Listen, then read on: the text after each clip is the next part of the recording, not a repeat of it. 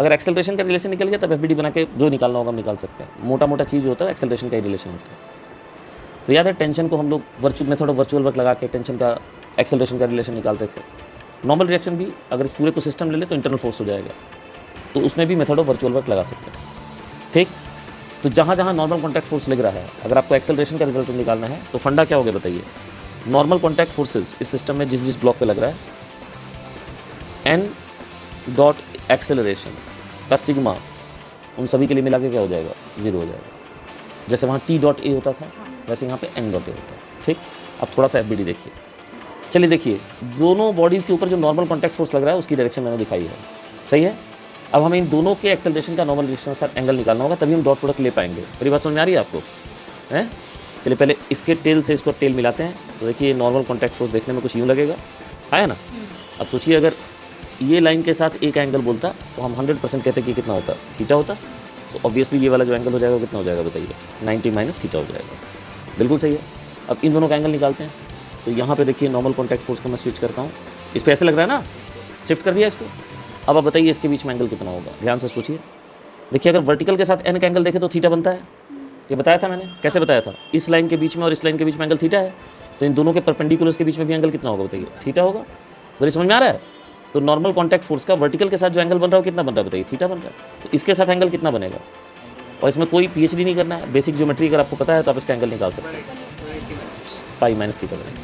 अब आप लगाइए, पहले वाले के साथ एन और ए का डॉट प्रोडक्ट क्या होगा बताइए, N capital A cos 90 minus theta, बोलिए हाँ या ना। और दूसरे के साथ होगा same N into small A into cos pi minus theta. अच्छा एक जगह 90 लिख दिया, एक जगह पाई लिख दिया, चलो 180 लिख देते हैं।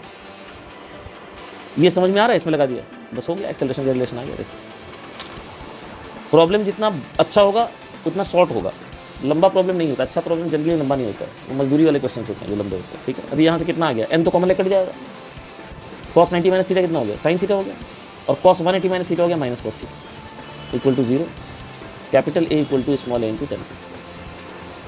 हो गया रिलेशन, ये हो गया वेज कंसेप्ट। तो ये समझ में आ रहा है। एक और ऐसा क्वेश्चन देता हूँ, करके दिखाइए।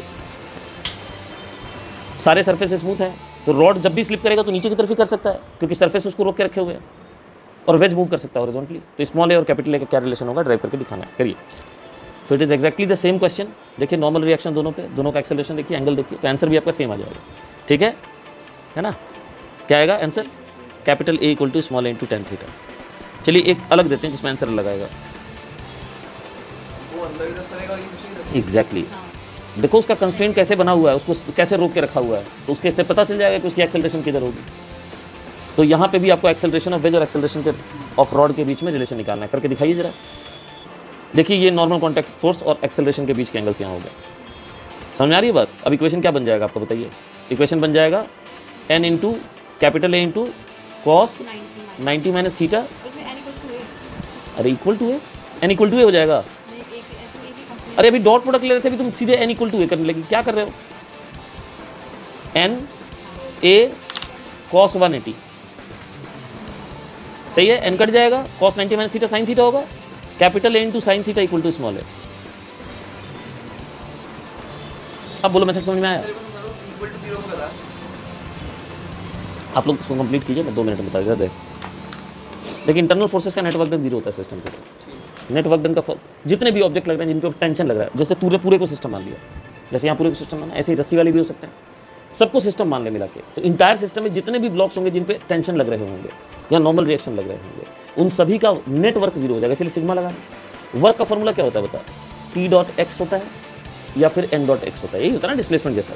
अब इसको डिफ्रेंशिएट करेगा तो ये भी 0 आ जाएगा, और फिर डिफ्रेंशिएट करेगा तो ये भी 0 आ जाएगा।